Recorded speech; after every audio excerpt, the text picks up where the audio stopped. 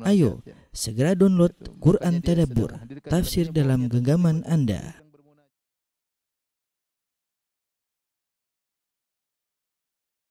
Bismillahirrahmanirrahim. Assalamualaikum warahmatullahi wabarakatuh. Alhamdulillahi ala ihsani wa syukru lahu ala taufiqihi wa amtinani. Asyhadu an la ilaha illallah wahdahu la syarika lahu ta'ziman li sya'ni wa asyhadu anna Muhammadan abduhu wa rasuluhu da'ila ridwani. Allahumma salli alaihi wa ala alihi wa ashabihi wa ikhwani. Para hadirin, ikhwan dan akhwat, bapak dan ibu-ibu, para jamaah Majelis Ta'lim Samara yang dirahmati oleh Allah Subhanahu wa taala. Insyaallah pada kesempatan kali ini kita melanjutkan bahasan dari kitab Ahaditsul Akhlaq karya Syekh Abdul Razak Al-Badar hafizahullahu taala, dan kita akan bahas pada kesempatan kali ini tentang keutamaan islahu baina dzatil bain, ya, yaitu mendamaikan orang-orang yang bersengketa, ya. Ini adalah suatu ibadah yang memiliki keterkaitan sangat erat dengan masalah akhlak. Yaitu seorang berjuang untuk mendamaikan dua orang yang bersengketa. Baik.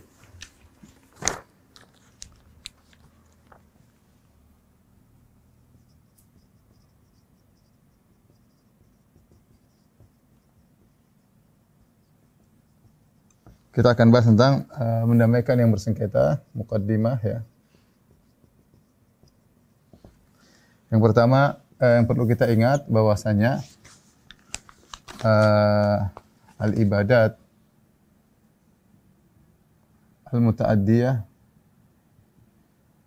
khairun atau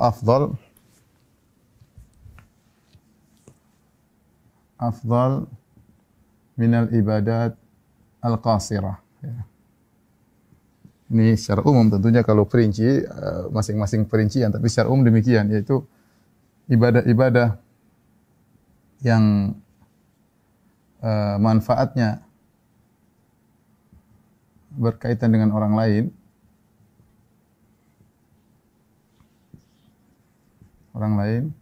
lebih afdal dari yang manfaatnya terbatas pada pelakunya. Pada pelakunya saja. Ya. Adapun dalilnya seperti sabda Nabi sallallahu alaihi wasallam, satu hadis kata Nabi sallallahu alaihi wasallam, "Dhahaba al-muftirun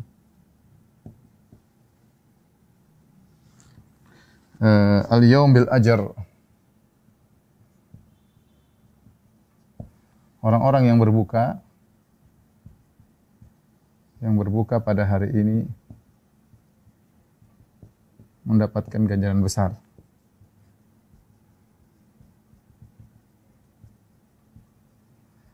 Maksudnya apa? Maksudnya Nabi sallallahu alaihi wasallam berbicara ketika jihad, ya. Ketika sedang jihad, Rasulullah SAW sebagian sahabat tetap puasa dan sebagian sahabat berbuka.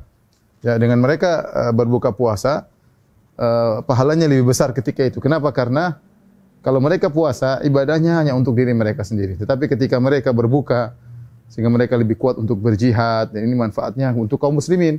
Kemudian yang lainnya berkhidmah untuk para mujahidin, ya. Karena kalau mereka dalam kondisi puasa sulit, ya. Tapi Rasulullah tidak melarang yang puasa, silakan. Tapi Rasulullah menjelaskan bahwasanya orang-orang yang berbuka ketika itu pahalanya lebih besar.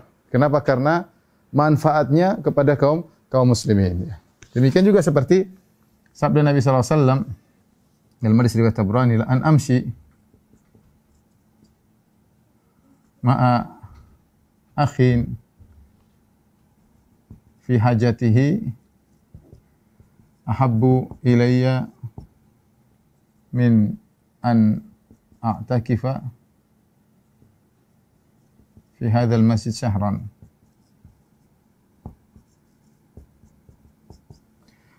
Engkau, kata Nabi sallallahu alaihi wasallam di awal hadis, kata Nabi sallallahu alaihi wasallam, "Mahabbul a'mal ila Allah", amalan paling dicintai oleh Allah Subhanahu wa taala, "sururun tudkhuluhu fi qalbil muslim", yaitu rasa kebahagiaan yang kau masukkan ke dalam hati seorang muslim. Au tatruda anhu ju'an, atau kau menghilangkan rasa laparnya, itu kasih makan. Au taqdi anhu dainan, atau kau melunaskan hutangnya. Au takshifa anhu kurbatan, atau kau menghilangkan penderitaannya. Kemudian kata Nabi, "La an amshi ma'a akhin li fi hajatihi", aku berjalan dengan saudaraku, kawanku dalam rangka untuk menemaninya memenuhi kebutuhannya, keperluannya ahabbu ilayya, lebih aku sukai min an a'takifa fi hadzal masjid syahran, daripada aku iktikaf di Masjid Nabawi selama sebulan. Kita tidak ragu tentang keutamaan iktikaf. Ternyata Nabi SAW mengatakan, aku lebih suka membantu saudaraku daripada iktikaf. Kenapa? Karena iktikaf ibadah berkaitan dengan diri sendiri, adapun membantu saudara berkaitan dengan orang lain, ya. Dan kita tahu bahwasanya mendamaikan, ya,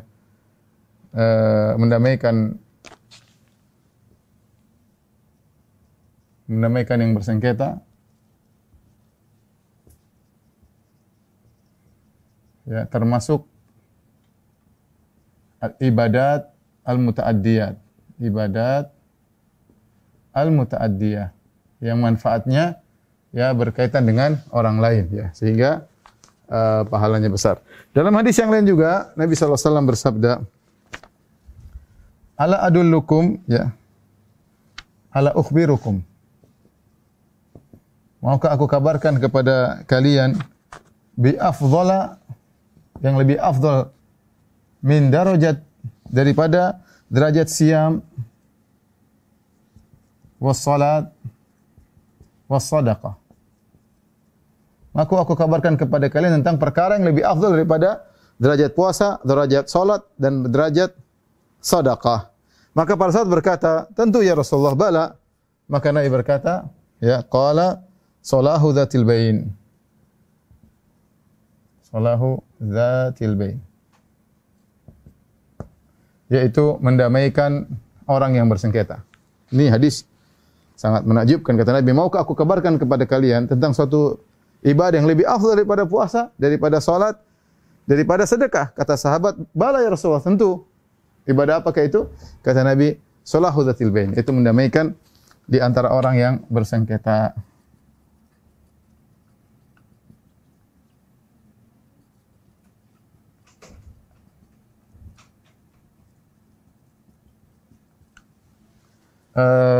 Kemudian yang kedua, kita bicara sekarang secara khusus, ya.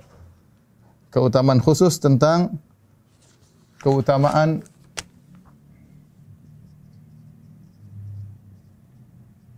mendamaikan orang yang bertikai. Terlalu banyak dalil akan hal ini, ya.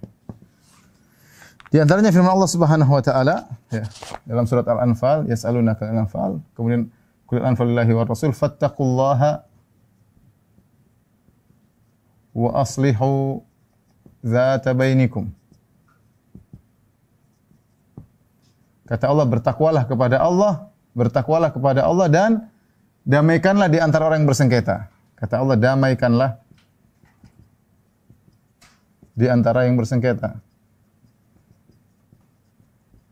Ya, dan ini adalah perintah. Firman Allah ini adalah perintah, damaikanlah, perintah. Menunjukkan bahwasanya Allah memerintahkan kita untuk mendamaikan di antara kaum muslimin yang bertikai. Kemudian juga firman Allah Subhanahu wa taala dalam surat An-Nisa, kata Allah Subhanahu wa taala, la khaira fi katsirin min najwahum illa man amara bi sadaqatin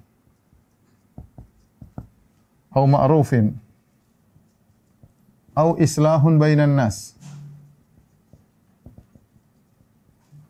Wa may yaf'al dzalika ibtigha'a mardatillah fasawfa nu'tihi ajran 'azima. Fasawfa nu'tihi ajran 'azima. Kata Allah Subhanahu wa taala, tidak ada kebaikan pada kebanyakan bisikan-bisikan orang. Tatkala mereka sedang ngobrol diam-diam, kebanyakannya tidak baik. Yang baik apa? Illa man amara bi sadaqah, kecuali mereka bisik-bisik agar untuk menyeru kepada sedekah. Au ma'rufin, atau bisik-bisik mereka dalam rangka untuk melakukan perkara yang ma'ruf.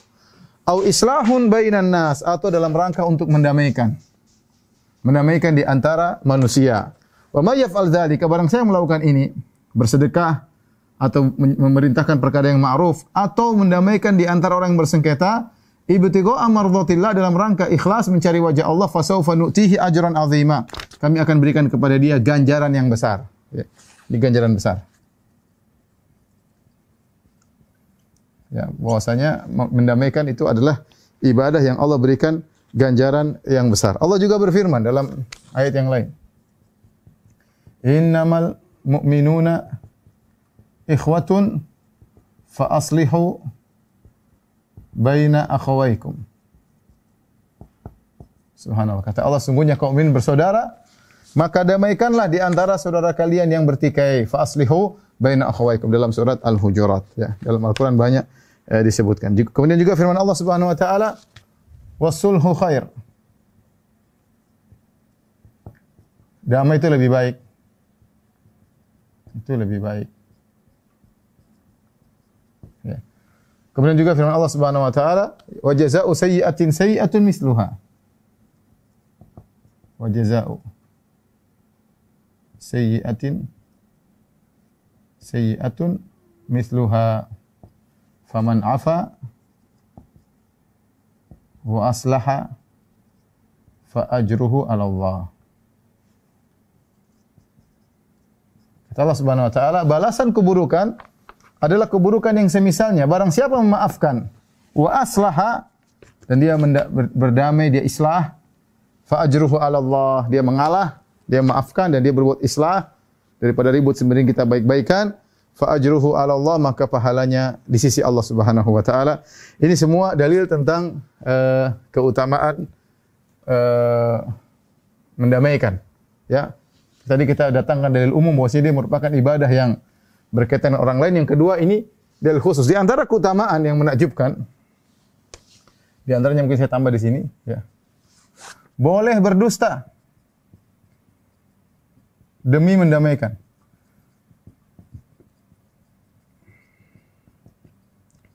Nabi SAW mengatakan, la yahillul kadhib illa fi thalath. Tidak halal dusta kecuali pada 3 perkara. Ya. La yahillul kadhib illa fi thalath.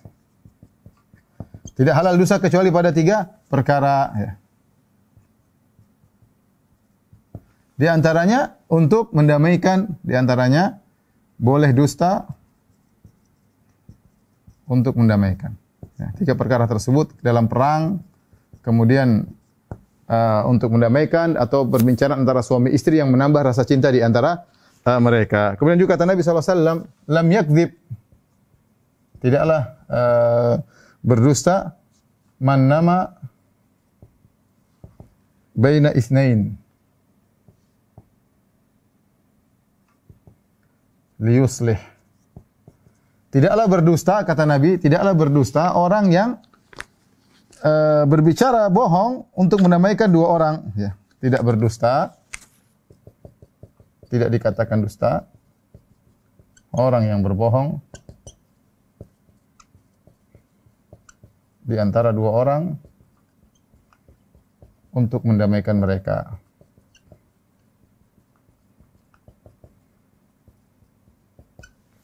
Kemudian juga dalam hadis yang lain kata Rasulullah sallallahu alaihi wasallam, laisa bil kadzib. Laisa bil kadzib, ya. Man nama man aslaha bainan nas faqala khairan au yanmi khairan. Kata Nabi, bukanlah seorang berdusta orang yang mendamaikan di antara manusia, kemudian dia berkata-kata yang baik, atau dia menyampaikan yang baik. Nanti akan kita bahas. Tapi intinya saya ingin sampaikan, dusta ini sebagian ulama mengatakan hukum asalnya dosa besar. Bayangkan, dusta, hukum asal dosa besar. Ya, sebagaimana Nabi SAW mengatakan, yakum wal kadhib fa innal kadhiba yahdi ilal fujur wa innal fujura yahdi ilan nar. Hatilah kalian terhadap dusta. Waspada, sungguhnya dusta itu mengantarkan kepada kefajiran dan sungguhnya kefajiran mengantarkan kepada neraka. Tetapi untuk mendamaikan boleh dusta. Berarti ini menunjukkan ini mendamaikan ini perkara yang urgen dalam syariat. Sampai dusta dibolehkan. Sampai dusta saja dibolehkan. Ya. Kemudian di antaranya yang perlu kita perhatikan juga, syariat sangat memperhatikan persatuan. Memperhatikan semua yang mengantar pada persatuan.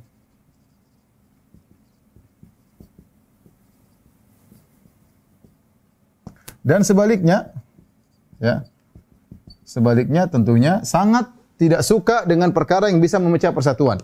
Perhatikan, semua perkara yang bisa mengantar kepada persatuan disyariatkan oleh syariat. Contoh apa? Senyum. Contoh berjabatan ketika ketemu. Contoh assalamualaikum warahmatullahi wabarakatuh. Ya, ya, semuanya. Contoh memberi hadiah. Ya, contoh banyak semua hal yang mengantarkan kepada kasih sayang. Ya, perhatian sama tangga. Kalau ada orang sakit dijenguk. Ini semua perkara-perkara disyariatkan dalam rangka untuk menjaga persatuan. Innamal mu'minuna ikhwah. Sungguhnya orang beriman itu adalah bersaudara. Sebaliknya semua perkara yang mengantarkan kepada perpecahan semuanya diharamkan. Ghibah, namimah, ya, ya, adu domba, ghibah, namimah. Kemudian apa lagi? Banyak. Suudzon, berburuk sangka, tajassus, cari-cari kesalahan. Ini semua menimbulkan apa? Pertikaian, ya. Kemudian menyebarkan rahasia, semua hal, ya. Membeli di atas pembelian saudara, menjual di atas penjualan saudara, melamar di atas lamaran saudara. Ini semua perkara diharamkan. Kenapa? Karena bisa memecah persatuan. Sampai berbisik-bisik di antara dua orang. Ketika ada tiga orang, dua orang berbisik, satunya tidak diajak, juga diharamkan. Ya. Kenapa? Karena fa inna dzalika yuhzinuhu, karena orang ketiga akan merasa sedih ketika kita berdua cuma berbisik-bisik, tidak ngajak bicara orang yang ketiga. Nabi larang. Karena itu semua bisa memecahkan persatuan. Yang terakhir yang saya ingatkan, ya, ini di mukaddimah, bahayanya, ya, bahaya bersengketa.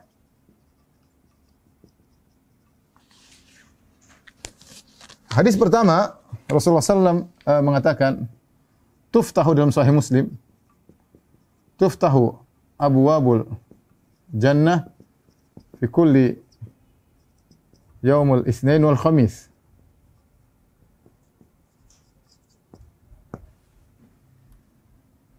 Fayughfaru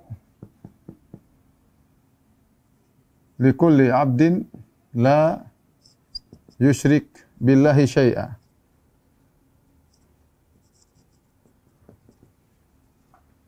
Illa rajulan kana bainahu wa baina akhihi syahna fayuqal anziru hadaini hatta yastaliha. Artinya apa? Kata Nabi SAW, setiap hari Kamis dan Jumat dibuka pintu-pintu surga. Buat apa? Hari ini hari Kamis dibuka. Fayughfaru likulli 'abdin la yusyriku billahi syai'a. Maka setiap orang, setiap hamba yang tidak berbuat syirik sama sekali, yaitu bertauhid, ngaji dia bertauhid, dia tidak berbuat syirik sama sekali, maka akan diampuni. Ada bonus ampunan setiap hari Senin hari Kamis. Maka berbahagialah orang-orang yang menjauhkan diri dari segala bentuk kesyirikan. Tidak percaya jimat, tidak percaya dukun, tidak bergantungkan hatinya kepada manusia. Semuanya hanya berdoa kepada Allah. Dia selalu bertauhid. Tetapi kata Nabi, illa rajulan kana bainahu wa baina akhihi syahna, kecuali orang yang ada pertikaian antara dia dengan saudaranya, ada dongkol-dongkolan. Fayuqal, maka dikatakan anziru hadaini, ya, tunda dua orang ini. Jangan dulu diampuni hatta yastaliha, sampai mereka berdua berdamai. Tunda dulu, dikatakan kepada malaikat, jangan dulu ampuni kedua orang ini sampai mereka berdua damai, hatta yastaliha. Maka sungguh merugi orang-orang yang mungkin dia sudah bertauhid, tidak melakukan kesyirikan, ternyata dia punya masalah sama orang. Ya, ternyata ampunannya tidak dibonuskan kepada dia, tidak dapat bonus ampunan setiap hari Senin hari Kamis. Dan sungguh berbahagia orang yang hatinya lapang, tidak ada masalah sama orang. Alhamdulillah, orang mau jengkel, orang mau dongkol, dia tidak ambil peduli, dia tidak balas, maka dia akan diampuni setiap hari Senin hari Kamis dengan syarat dia tidak berbuat syirik kepada Allah Subhanahu wa taala. Kemudian juga dalam hadis yang lain kata Nabi sallallahu alaihi wasallam, salasatun la turfa'u lahum salatuhum fawqa ru'usihim shibran. Tiga orang, kata Nabi, tiga orang yang tidak diangkat solatnya, di antaranya tiga orang tersebut kata Nabi sallallahu alaihi wasallam al-mutasarimani. Kata Nabi, 3 orang yang salatnya tidak diterima,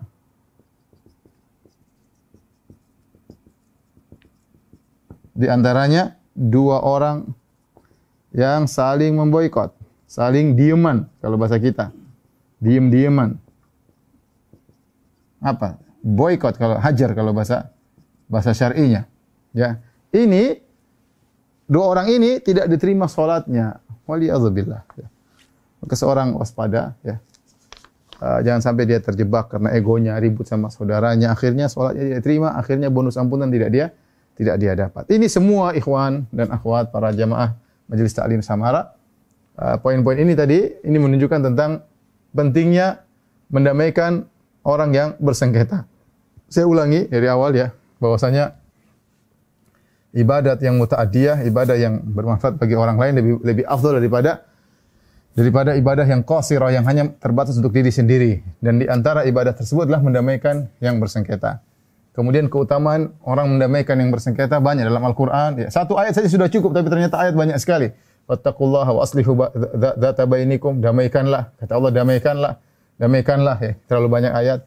Kemudian di antara yang menunjukkan ajaibnya ibadah ini boleh berdusta. Padahal kita tahu dusta itu hukumnya haram, bahkan dosa besar. Tapi untuk mendamaikan boleh berdusta. Bahkan kata Nabi, lam yakdzib, tidak berdusta. Dalam riwayat, laisa bil kadzib, bukanlah dikatakan orang berdusta, orang yang menyampaikan kata-kata dusta untuk mendamaikan 2 orang yang bersengketa. Kemudian di antara yang menunjukkan hal ini syariat, semua perkara yang mendukung pada persatuan semua disyariatkan, dan semua perkara yang mendukung pada pertikaian semuanya diharamkan.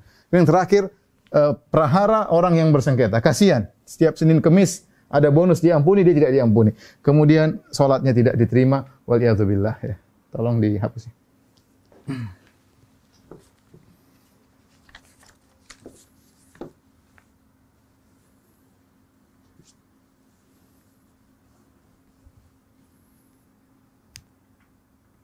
Setelah ini kita akan bahas tentang macam-macam islah. Kemudian kita akan bahas tentang bagaimana cara mengislah. Ya, mungkin kita ingin praktekkan bagaimana cara kita mengislah orang sedang bertikai.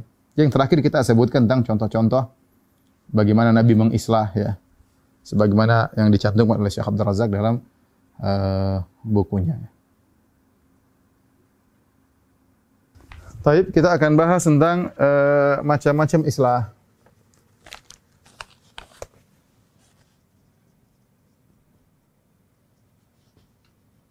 Islah ya, mendamaikan. Di antara yang pertama adalah mendamaikan suami istri yang bertikai.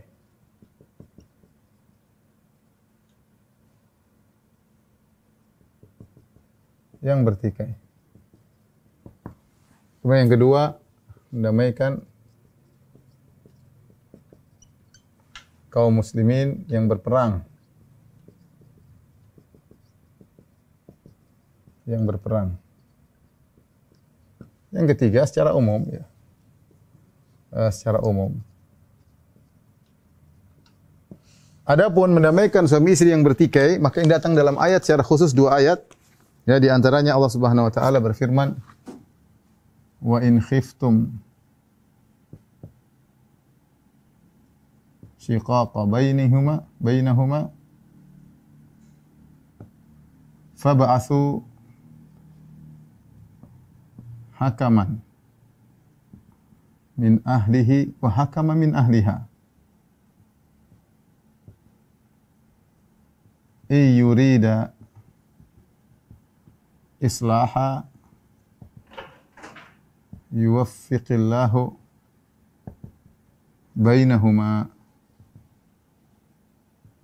Kata Allah Subhanahu wa taala dalam surat An-Nisa ayat 35, kata Allah, "Wa in khiftum shiqaqa bainihima." Kalau kalian khawatir mereka berdua akan cerai, terpisah antara suami istri, fab'atsu hakama min ahlihi. Maka kalau semua cara sudah tidak bisa dijalankan, maka kirimlah satu hakam, yaitu wakil utusan yang akan mewakili dari keluarga lelaki. Wa hakama min ahliha, demikian juga satu wakil dari keluarga istri. Untuk apa? Untuk mereka diskusi agar bisa mendamaikan. Yurida islaha, kalau ternyata kedua hakim tersebut ingin kebaikan, yuwaffiqillahu bainahuma. Allah akan beri taufik kepada mereka berdua. Innallaha kana aliman khabira, ya. Lihat di sini kata Allah Subhanahu wa taala, yurida islaha. Kalau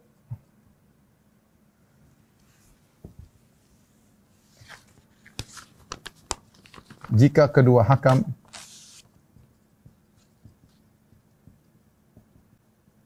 berniat untuk islah, maka yuwaffiqillahu bainahuma, maka dimudahkan Allah, diberi taufik, dibimbing, dimudahkan Allah, ya. Di sini lihat ayat khusus tentang islah di antara suami istri. Demikian juga dalam ayat yang lainnya Allah Subhanahu wa taala berfirman, ya, dalam surat An-Nisa 128, wa in imra'atun khafat min ba'liha nusyuzan aw i'radan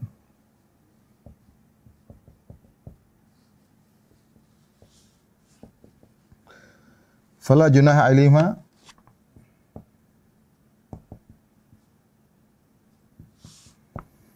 an yusliha bainahuma sulha.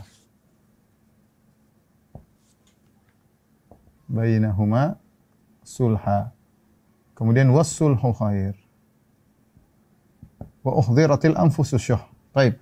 Kata Allah Subhanahu wa taala, jika seorang wanita khawatir dari suaminya nusyuz, suaminya mulai membangkang atau tidak suka, ya, atau yang lainnya, au i'radan, atau suaminya berpaling, tidak perhatian sama dia, fala junaha alaihima, maka tidak mengapa di antara keduanya ayusliha, keduanya melakukan islah di antara keduanya. Ya, disuruh islah di antara keduanya. Wasulhu khair, dan islah adalah baik, ya. Ikhwan dan akhwat yang dirahmati Allah Subhanahu, di antara bentuk pertikaian yang paling banyak terjadi adalah pertikaian suami istri. Kita kalau mendengar curhat, paling menjengkelkan atau paling mengenaskan adalah curhat antara suami istri. Ribut mereka berdua, entah masalah ini, entah masalah anu, banyak permasalahan. Entah masalah poligami, entah masalah tidak poligami, masalah ini, masalah anu, ketidakcocokan, banyak. Sampai pada mau cerai, maki-makian, banting-bantingan, banyak. Dan itu yang disukai oleh iblis. Iblis ingin agar orang bercerai. Sebenarnya dalam hadis, inna iblis wada'a arsyahu 'alal ma' tsumma yab'atsu sarayahu. Iblis meletakkan singgasananya di air, kemudian dia ngutus anak buahnya.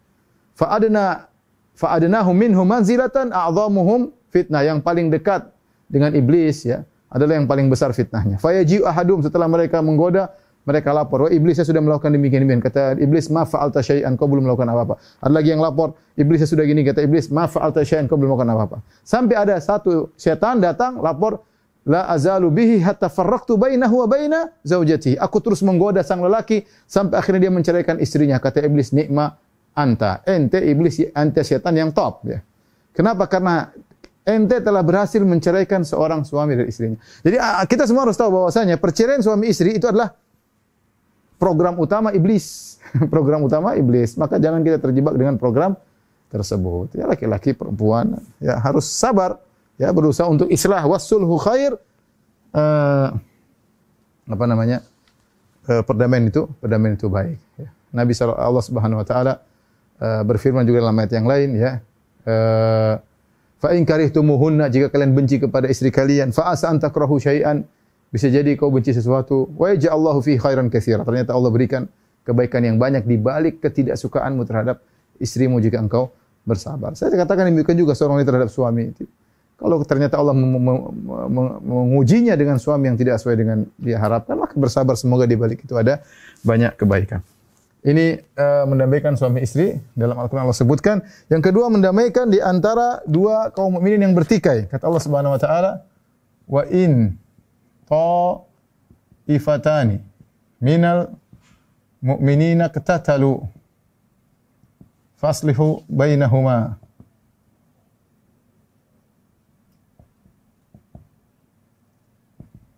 Jika dua kelompok dari mukminin bertikai, berperang, maka damaikanlah keduanya.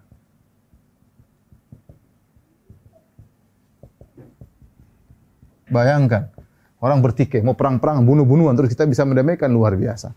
Makanya Nabi memuji Hasan. Nabi SAW memuji Hasan. Ketika Hasan masih Al-Hasan bin Ali bin Abi Thalib. Ketika Hasan masih kecil, Nabi melihat kaum ini, kemudian Nabi melihat Hasan. Kemudian Nabi SAW berkata, Inna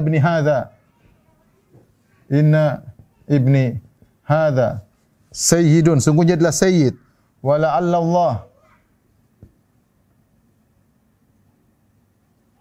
Allah ayyusliha bihi baina fi'ataini azimataini minal muslimin. Kata Nabi sallallahu alaihi wasallam, sungguhnya cucuku ini Hasan adalah sayyid, pemimpin. Wala Allah an yusliha bihi, semoga Allah dengan Hasan akan mendamaikan di antara dua kelompok kaum mukminin yang besar. Dan ternyata itu dibuktikan, Allah menjadikan Al-Hasan mendamaikan antara kubu Al-Hasan dengan kubu Muawiyah. Dengan cara apa? Dengan dia tanazul, dia turun dari tahta, harusnya dia menjadi khalifah, dia mengalah, subhanallah, dia tinggalkan dunia. Dia tinggalkan khilafah demi perdamaian kaum muslimin. Dan ini dipuji oleh Nabi sallallahu alaihi wasallam. Kenapa? Dia pengorbanan untuk bisa mendamaikan. Ini menunjukkan namanya mendamaikan perlu pengorbanan. Ya, mendamaikan perlu pengorbanan. Ibadah mulia butuh pengorbanan. Mendamaikan antara dua orang, mendamaikan antara kakak dan adik, mendamaikan antara seorang anak dengan ibunya. Ini butuh pengorbanan. Secara umum maka banyak sekali model-model pertikaian, ya. Tentunya ya, banyak sekali antar kerabat misalnya. Ya. Antara warga RT. Warga RT, ya. Antara apa? Antara saingan pilkada dan lain-lain, ya. Banyak sekali pertikaian antara seorang anak dengan ibunya, antara seorang kakak dengan adiknya, dan itu banyak terjadi, ya. Maka berusahalah kita mendamaikan. Terus, bagaimana cara mendamaikan?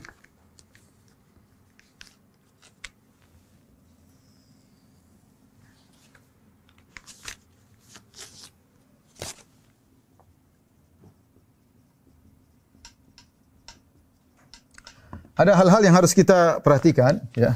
Hal-hal yang harus diperhatikan.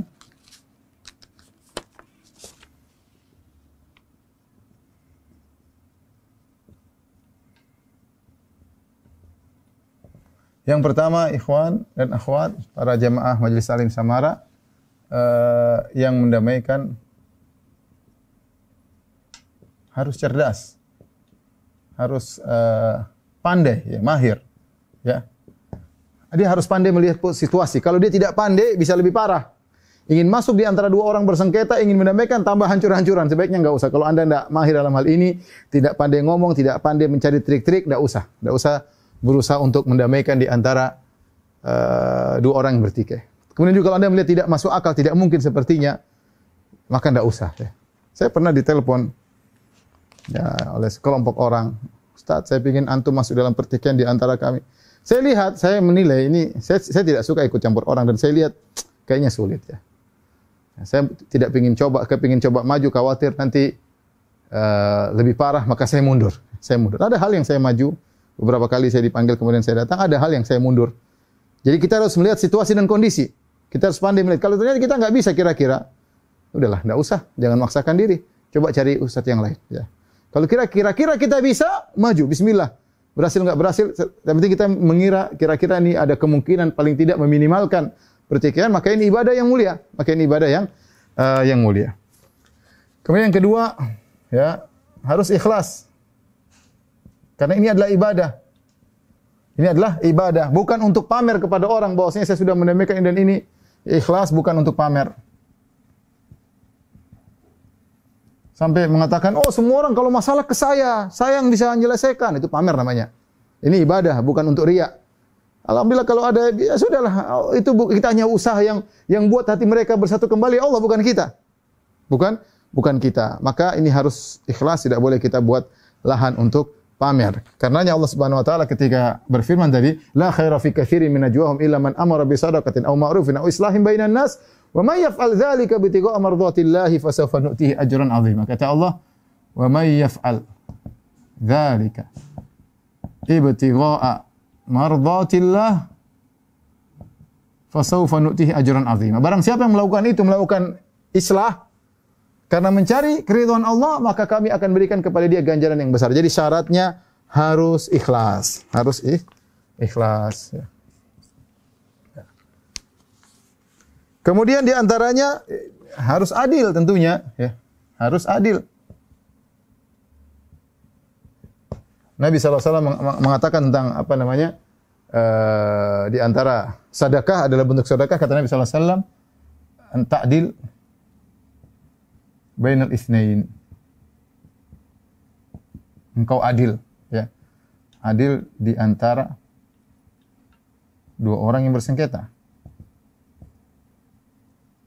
Ya. Jangan kita miring sebelah. Ingat ya, jangan miring sebelah. Kita berusaha agar mereka berdua ridha, tidak boleh milih sebelah, ya. Siapa yang menghukum di antara dua orang, dia adalah hakim. Hati-hati, ya. Kita ingin bela ini, enggak, kita ingin mendamaikan, bukan masalah bela-belaan. Kata Allah Subhanahu wa taala, "Iyurida islaha yuwaffiqillahu bainahuma." Kalau kedua hakim tadi yang dikirim untuk mendamaikan dua orang suami istri yang bertengkar, ingin kebaikan, Allah akan beri taufik agar mereka bisa damai. Kemudian di antaranya boleh berdusta. Boleh berdusta. Ini tadi sudah kita sebutkan, ya, bahwasanya ketika seorang mendamaikan dia boleh berdusta. Jika mampu untuk bertauriah, itu lebih utama. Itu lebih utama. Apa itu tauriah? Tauriah itu artinya berucap kata-kata yang benar tapi disalahpahami oleh pendengar.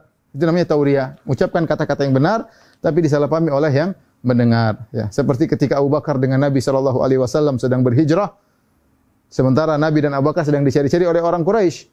Sebagian bertanya, "Ya Abu Bakar, siapa di depanmu itu?" Abu Bakar, Nabi jalan depan, Abu Bakar di belakang. Kata Nabi, "Hadza hadin ila thariq." Ini penunjuk jalan. Orang menyangka Muhammad sallallahu alaihi wasallam menjadi penunjuk jalan Abu Bakar. Ternyata maksud Abu Bakar ini penunjuk jalan menuju surga, bukan penunjuk jalan menuju Mekah, bukan penunjuk jalan menuju Madinah. Ini contoh tauriah, ya. Kalau kita bisa ngomong seperti itu, contoh kita mendengar saudara kita yang si A dan si B bertengkar. Sudah bertengkar bertahun-tahun.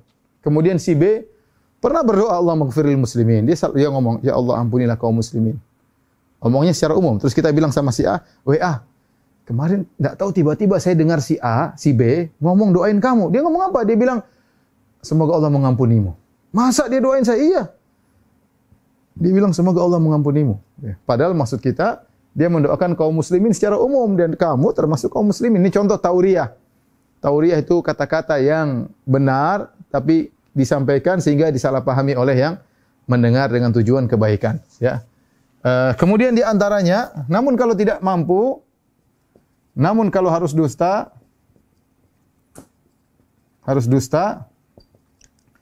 maka tidak mengapa.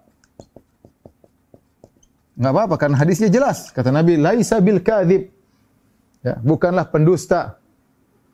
Man yuslihu bainan nas, orang yang berniat untuk mendamaikan. Fa yaqulu khairan aw yanwi khairan, ya, tidak apa-apa. Kemudian bahkan kalau terpaksa boleh bersumpah. Jika terpaksa boleh bersumpah dusta. Boleh bersumpah dusta. Dan Syekh bin Baz rahimahullah taala pernah ditanya, saya baca dan saya dengar dari cerita seorang syekh. Saya dengar cerita seorang syekh ketika dia bercerita, dia pernah berusaha mendamaikan dua orang Saudi. Dia berusaha mendamaikan dua orang Saudi yang sudah lama bertikai bertahun-tahun. Akhirnya dia datang kepada si A dan si B. Dia bilang, si B, si A kayaknya pingin baik sama kamu, sudah lama gini. Masa iya benar sudah. Dia datang kepada si A. Si A sepertinya si B pingin baik sama kamu. Kemarin dia ngomong sama dia bohong ini, padahal dia ngarang. Si B kayaknya pingin ketemu dengan engkau. Akhirnya si A ini karena mungkin dia ngerti agama, dia bilang, Syekh, ente jangan dusta. Ini ingin mendamaikan kami, ente dusta ya? Kata Syekh, tidak, saya tidak berdusta. Sumpah, bilang demi Allah. Syekh tersebut bingung, tapi terpaksa dia mengatakan, wallahi demi Allah, dia ingin ketemu denganku, padahal dia dusta. Akhirnya mereka damai atas kedustaan yang dilakukan oleh dia. Setelah itu dia gelisah, dia telepon Syekh bin Baz. Dia mengatakan, Syekh bin Baz, saya begini-begini, akhirnya saya berdusta. apakah boleh saya dusta? Kata Syekh bin Baz, kalau mereka minta kau sumpah lagi enggak ada masalah. Ini saya dengar sudah lama. Sekarang saya baru baca, ternyata memang ada fatwa. Syekh bin Baz pernah ditanya dengan pertanyaan yang sama. Jadi mengatakan tidak mengambil dusta. Tapi beliau mengatakan kalau bisa tauriah, kalau bisa menghindari dosa itu yang terbaik. Tapi seandainya kalau terpaksa harus sumpah dusta, maka untuk mendamaikan itu boleh. Makanya saya ingatkan, memang kalau yang ingin masuk dalam bab ini harus pandai-pandai ya. Harus pandai ngatur strategi ya. Pandai mengambil hati dan yang lainnya ya. Kemudian ya, kalau kita jangan cerita-cerita keburukan, jangan nukil-nukil keburukan-keburukan. Ya, sebagian orang terlalu polos ya, semua dia nukilkan kepada si B ngomong apa tentang A, dia nukilkan semuanya. Akhirnya si A ngamuk. Sama dia nukilkan A ngomong apa tentang B, si nukilkan semuanya. Akhirnya ngamuk. Dia memecah hati di antara keduanya. Jadi tidak semua kita dengar, tidak semua kita nukilkan ya akhi. Tidak semua kita nukilkan. Kalau tidak baik enggak usah. Kalau kita ngomong kira-kira si A bisa ribut, kita ngomong nukil dari si A kira-kira si B bisa ribut, jangan dinukilkan. Tidak usah ya. Tidak perlu. Kemudian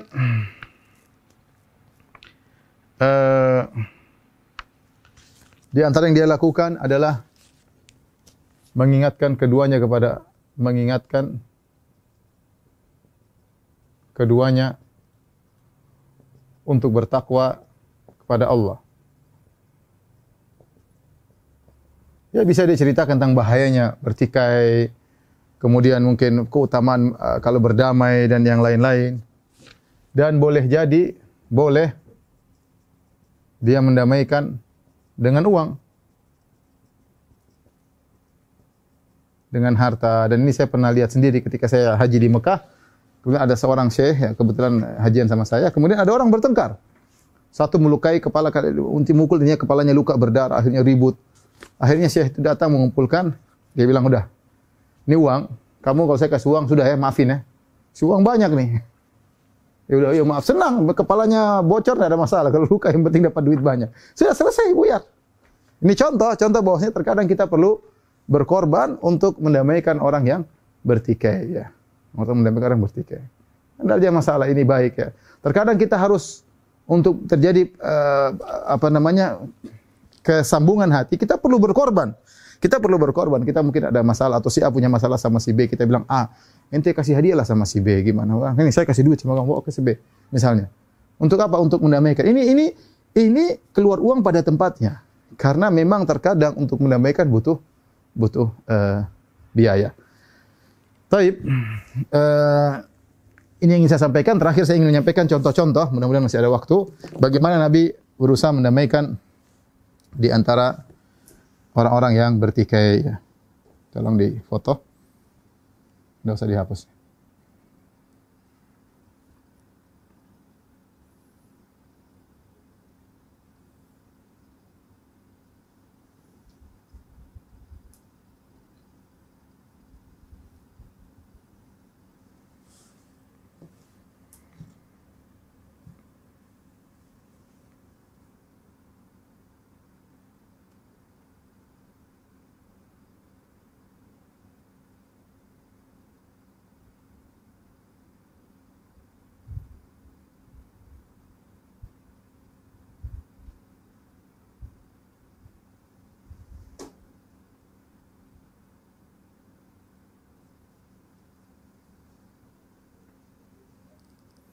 Taib, kita akan bacakan ya beberapa usaha mendamaikan yang dilakukan oleh Nabi sallallahu alaihi wasallam. Contoh dari Sahal bin Sa'ad radhiyallahu taala anhu, anna unasan min Bani Amr bin Auf kana bainahum syai'un. Ada sekelompok sahabat dari kaum Ansar dari Bani Amr bin Auf, ini kalau tidak salah daerah Kuba ya. Mereka terjadi pertikaian. Dalam sebagian riwayat disebutkan mereka bertikai sampai lempar-lemparan batu dan yang lain, dan sampai kabar kepada Nabi sallallahu alaihi wasallam. Maka fa kharaja ilaihi min Nabi sallallahu alaihi wasallam, maka Nabi pergi menuju mereka bersama fi unasin min ashabihi yuslihu bainahum, dalam rangka untuk mendamaikan mereka. Nabi jauh. Fa hadarat salat, ternyata sudah tiba waktu salat ya. Kalau tidak salah waktu salat asar ya. Nabi belum datang-datang. Nabi masih sibuk mendamaikan. Bilal azan. Kemudian sudah dikumandangkan, Nabi belum datang-datang. Kemudian Bilal datang kepada Abu Bakar radhiyallahu anhu. Kemudian mereka tahu orang paling utama adalah Abu Bakar setelah Nabi. Maka mereka berkata, Bilal berkata, "Inna nabiyya hubis." Abu Bakar, sungguhnya Rasulullah sallallahu alaihi wasallam tertahan. Waqad hadaratis salat, sudah tiba waktu salat. Fahallaka anta umman nas? Maukah engkau mengimami kami? Ya Abu Bakar, ya bagaimana lagi? Faqala na'am, enggak apa-apa. In syi'ta, kalau kau mau ya enggak ada masalah. Fa aqama salat. Maka akhirnya Bilal qomat, kemudian Abu Bakar maju jadi imam. Ketika Abu Bakar sedang jadi imam, datanglah Nabi sallallahu alaihi wasallam masuk di antara saf-saf, kemudian tiba di saf awal. Maka orang-orang kasih tahu Nabi, kata Abu Bakar ya. Maka Abu Bakar pun akhirnya mundur dan menyuruh Nabi maju. Tapi maksud saya lihat di sini, kita tahu Nabi adalah orang yang paling perhatian tentang ibadah salat. Tapi sampai Nabi hampir terlambat salat atau terlambat rakaat pertama, gara-gara ingin mendamaikan sahabat yang sedang bertikai. Ini dalil bahwasanya Nabi berjalan jauh dari Madinah menuju Kuba, ini jauh ya. Dan niat untuk mendamaikan mereka. Ya, ini karena mendamaikanlah ibadah yang mulia. Ya. Kemudian juga di antara contohnya dari Aisyah radhiyallahu taala anha, beliau berkata, "Sami'a Rasulullah sallallahu alaihi wasallam sauta khusumin bil babi 'aliyatan aswatuhuma." Nabi sedang dalam rumah, tiba-tiba Nabi mendengar ada dua orang bertikai, suara mereka tinggi, dua sahabat bertikai, suara mereka keras di pintu kedengaran. Wa idza ahaduhuma yastawdhi'u al-akhar wa yastarfiquhu fi syai'in wa huwa yaqul wallahi la af'al. Ternyata satu sedang menagih utang, yang satu bilang, "Ya sudah ya akhi, kurangkanlah hutangmu, saya belum bisa bayar. Sebagian aja saya baru bisa bayar." Yang satunya bilang, enggak ada. Bayar full. Ayo kurangi. Sampai dia mengatakan, dia bersumpah, "Wallahi la af'al, demi Allah saya tidak akan kurangi." Fa kharaja Rasulullah sallallahu alaihi wasallam, ini ribut nih. Rasulullah SAW keluar menemui mereka berdua. Rasulullah SAW berkata, "Ainal muta'alli 'ala Allahi la yaf'alul ma'ruf." Kata Nabi, siapa tadi yang bersumpah kepada Allah tidak akan melakukan kebaikan? Karena mengurangi hutang adalah kebaikan. Siapa tadi bersumpah dengan nama Allah tidak akan melakukan kebaikan? Maka akhirnya sahabat tadi berkata, mungkin dia malu dan yang lainnya, "Ana ya Rasulullah, tadi saya ngomong ya Rasulullah." Falahu ayu dzalika ahab. Kata dia, "Enggak ya Rasul, terserah dia mau apa. Mau dikurangi untuk bayar modal doang terserah. Saya tidak ambil untung enggak apa-apa." Ya, atau ngurangi, saya bayar utang tidak full enggak jadi masalah. Terserah apa yang dia sukai. Jadi Nabi sallallahu alaihi wasallam masuk di antara kedua pertikaian tersebut dalam rangka untuk mendamaikan. Ada cerita menakjubkan. Saya bacakan ya hadisnya. Hadis ini diriwayatkan Imam Bukhari dan Muslim. Dari Abu Hurairah, kata Abu Hurairah radhiyallahu anhu, Rasulullah sallallahu alaihi wasallam bersabda, "Ishtara rajulun min rajulin aqaran." Jadi ada seorang membeli rumah, aqaran lahu, membeli rumah temannya, sahabat. Fawajada ar-rajul alladhi ishtara al-aqara fi aqarihi jarratan fiha dhahab. Ternyata ketika dia beli bangunan tersebut, dia dapati dalam bangunan tersebut ada satu jarrah, yaitu satu tempat isinya emas. Mungkin satu kendi isinya emas, banyak. Gimana nih, masa saya beli rumahnya mungkin enggak seberapa, ternyata dalamnya ada emas.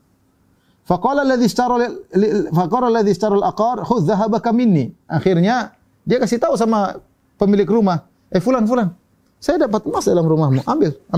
Saya cuma beli rumahmu. Masya Allah, dia warok. Dia enggak mau ambil. Dia kembalikan kepada pemilik rumah.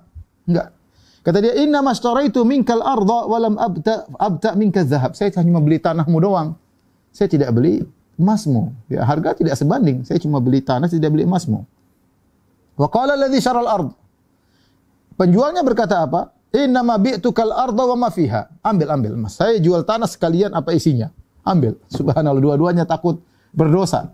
Yang satu takut ngambil ini emas karena dia belinya bukan beli emas, yang satu tidak mau ngambil kembali takut bahwasanya dia beli tanah dengan apa isinya. Ya mungkin dia lupa, mungkin dia tanam apa segalanya ya. Intinya satu bilang ambil, satu bilang kalau kita, "Oh, Masya Allah, ente baik banget, memang saya tidak jual." Enggak, ini dia takut mengambil harta dikembalikan. Yang dikembalikan tidak mau. Ribut mereka. Menakjubkan. Fatahakama ila rajulin. Ya, maka dua orang ini pun berhukum kepada salah seorang. Nabi cerita tentang dua orang. Maka dua orang ini pun berhukum kepada salah seorang. Faqala alladhi tahakama ilaihi alakum walad. Ini bukan Nabi, tapi Nabi menceritakan tentang kisah ini. Maka mereka berdua berhukum kepada salah seorang lelaki. Akhirnya orang ini cerdas, dia berkata apa? Alakum walad, apa kalian berdua punya anak?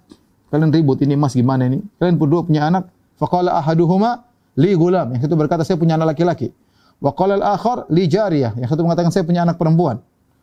Kata orang ini ankihul gulamal jariyata wa anfiqu ala anfusikuma minhu wa tasaddaqa.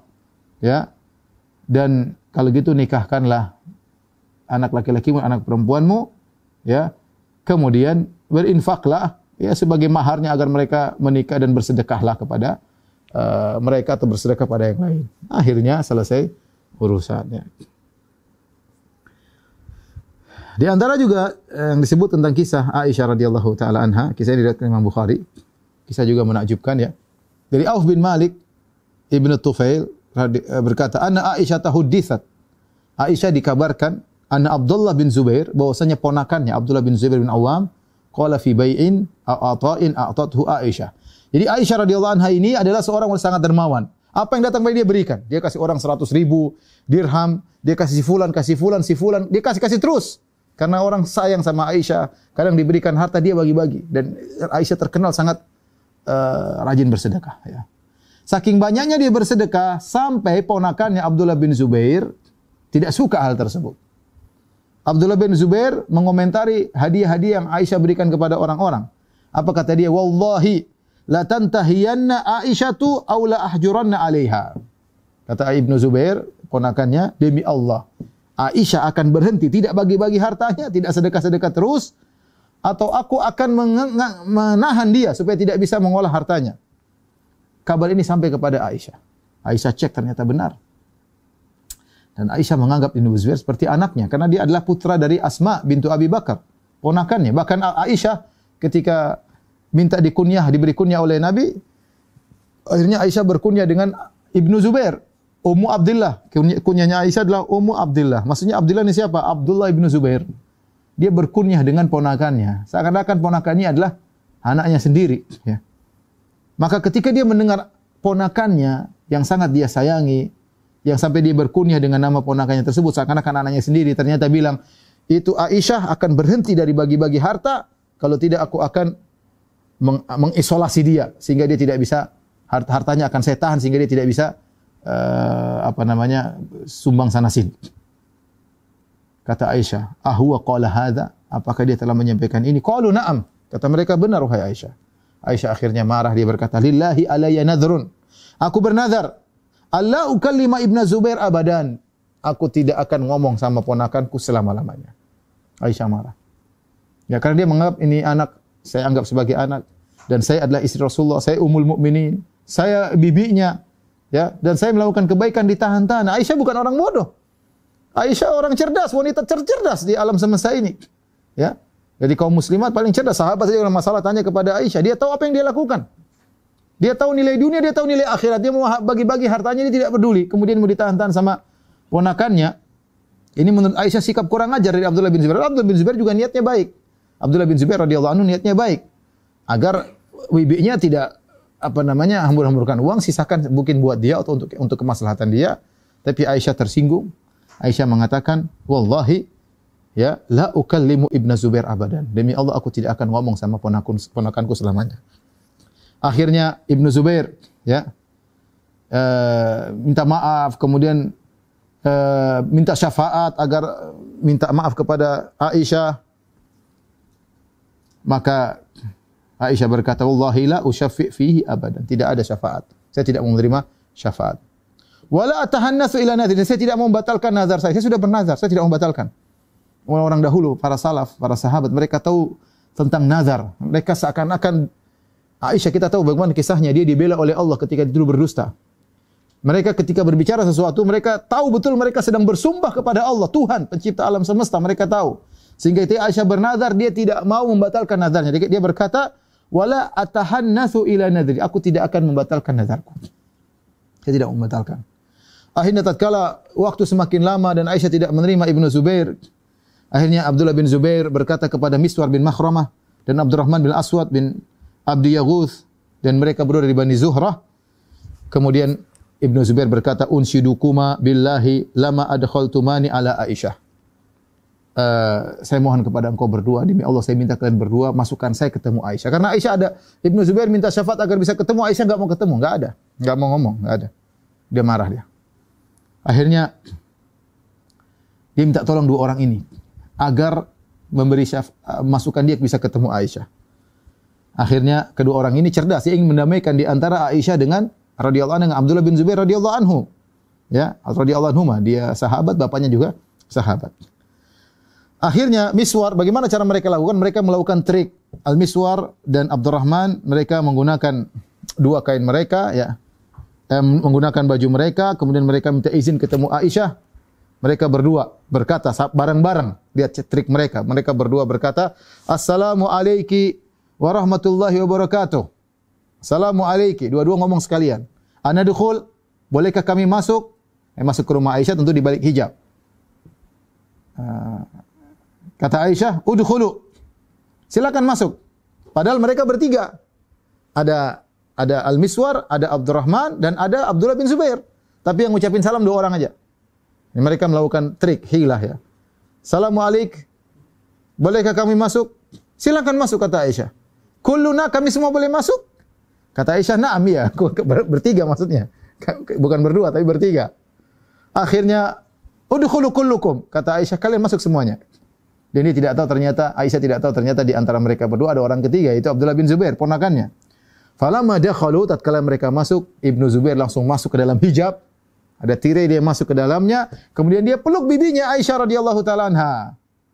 Wa tafiqa yunashiduha wa yabki, dia pun menangis, "Ya bibiku, maafkan aku, wahai bibiku, maafkan aku." Dia nangis. Kemudian Miswar dan Abdurrahman juga bilang, "Wahai Aisyah, wahai ibunda, ayo bicara sama dia, ayo bicara sama dia. Terimalah minta maafnya." Ya. Mereka nasihati, "Wahai Aisyah, bukankah kau tahu bahwasanya Rasulullah melarang untuk memboikot, apalagi memboikot ponakan?" Mereka sebutkan hadis, tidak halal bagi seorang muslim untuk memboikot saudaranya lebih dari 3 hari. Ini mereka mengajari Aisyah. Aisyah tahu itu semua ya. Tapi Aisyah menganggap ini kesalahan berkaitan dengan durhaka kepada orang tua, durhaka kepada seakan-akan dia ibunya. Terus mereka rayu, sementara Abdullah bin Zubair nangis sudah peluk bibinya, tidak mau lepas. Apa kata Aisyah ya? Akhirnya ketika diingatkan terus, kemudian Aisyah pun menangis. Aisyah juga menangis. Dia mengatakan apa? Tidak bisa. Ini nazartu. Aku sudah bernazar kepada Allah, tidak mau ngomong sama dia. Tidak bisa saya batalkan nazarku. Wan nadharu syadid. Dan sumpah itu nazar itu berat. Tidak mungkin saya langgar. Mereka terus ngomong, ayo ngomong sama Ibnu Zubair. Akhirnya Aisyah pun luluh. Akhirnya dia pun berbicara dengan Ibnu Zubair dan dia memerdekakan 40 orang budak. Padahal kalau batal nazar cuma puasa 3 hari cukup. Atau 1 budak cukup. Ini 40 budak karena Aisyah tahu nazar dia kepada Allah tidak sembarangan.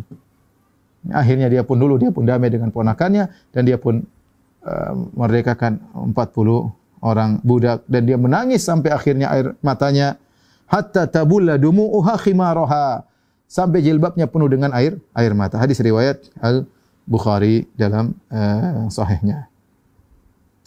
Jadi ini di antara ikhwan dan akhwat yang dirahmati oleh Subhanahu wa taala ya.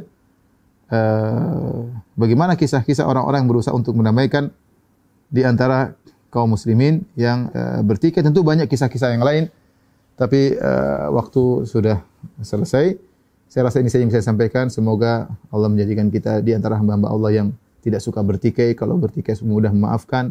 Kalau ada saudara kita bertikai, kita berusaha masuk di antara mereka untuk mendamaikan. Karena mendamaikan dua orang bersengketa ibadahnya adalah ibadah yang agung, pahalanya sangat besar. Wallahu taala alam bisawab. Demikian saja kajian kita kepada para jamaah Majelis Taklim Samara ya. Semoga pertemuan kita diberkahi oleh Allah Subhanahu wa taala. Insyaallah kita bertemu dalam kajian berikutnya. Subhanakallah bihamdik asyhadu an la ilaha illa anta astaghfiruka wa atubu ilaik. Assalamualaikum warahmatullahi wabarakatuh. Waalaikumsalam warahmatullahi wabarakatuh.